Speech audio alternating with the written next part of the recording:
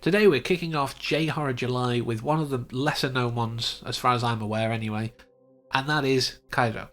Translated as Pulse, but I think that's incorrect, and I'll talk about that later.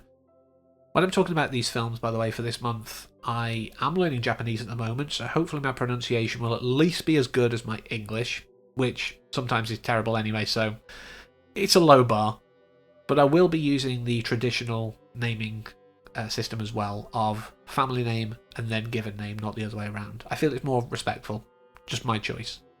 So this was written and directed by Kurosawa Kiyoshi. It stars Kato Hirohiko, Aso Kumiko, Koyuki, and Arisaka Kurume. So this is one of those that I found it hard to say I enjoyed or I can recommend it. Well, I can recommend it, but I don't think enjoying is the word. I like what it did and it did it well, but the tone is very, very bleak. A lot of J-horror has, shadows and maybe a subdued colour palette, but this really, really nails it, and it uses it so well. Shadow and, the stains, I guess, to the left, as well as that, is such an important part of it.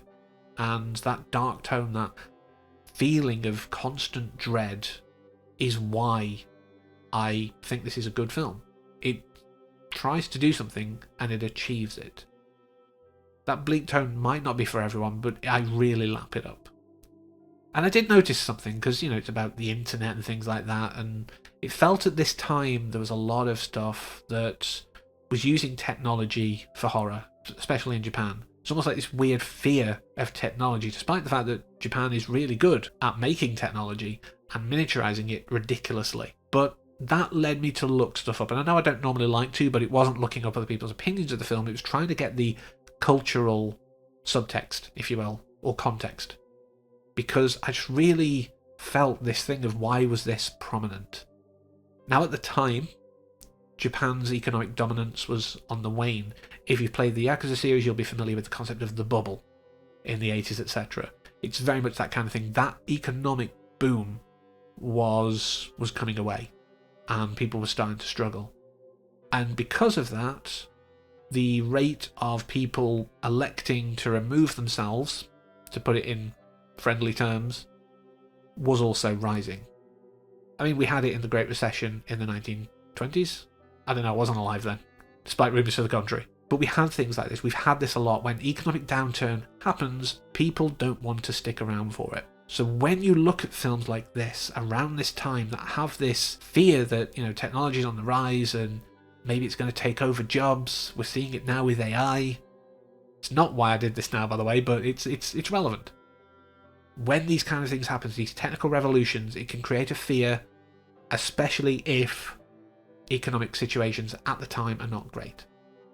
And this is what really underpins this for me. But one of the things that I do love about this, it all kind of makes sense in it. When you think about the ghosts are filling up, we've got a limited container, is how they explain it. And there's ghosts going in, so they want people to not be in there so that they can come out. And they talk about completing a circuit. And this is where my translation thing came up, because that's what Kairo actually translates into. The kanji for time and the kanji for like a path, or multiplications, revolutions, that kind of thing. Not time as in the chronological, but number of times. It's like a counter you can use.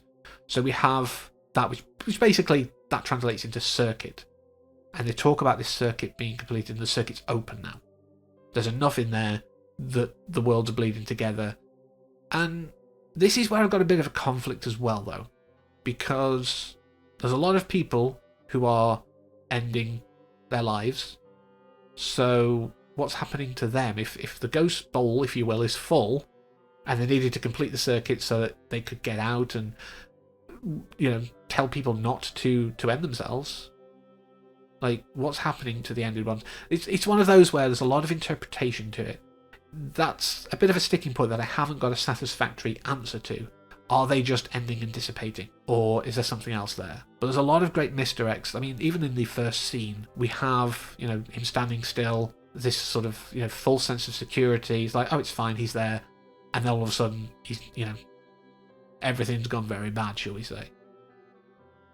But I really did appreciate what this was trying to do. I mean, the fact that they've even got the tape as well. And think about like electrical tape. It's often used as insulation for perhaps damaged cables to stop the signal getting out.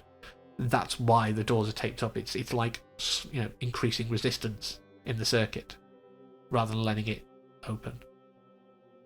And yeah, you know, I can't say that I enjoyed it, but I can recommend it. If you don't want stuff that's super bright, you don't want stuff that's got jump scares, you want to have this feeling of dread that never lets up, one, get help if you need it, really. But being serious now, you know, if this is something that you do enjoy, these less, you know, saccharine kind of Hollywood ending style films, really give this a go. Great performances. One thing I do want to end on, a very light, funny note, because I always like to end on a high. So we've had this film, this creeping, festering dread, like I say, this bleak outlook, people giving up on life but sticking around. And then you hit the credits, and ooh, tonal shift with capital T, capital S, trademark. That's how I've written it in my notes. Because the credits music does not feel that low. It's very much a typical, like, ending of a Japanese piece of media.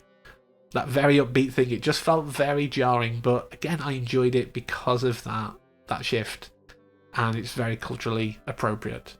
Like I say, Pulse, Kairo, whatever, you know, it's lesser known, but I appreciate what it did.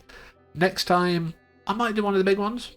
You'll have to see. But until then, as always, thank you for letting me talk about this, and take care.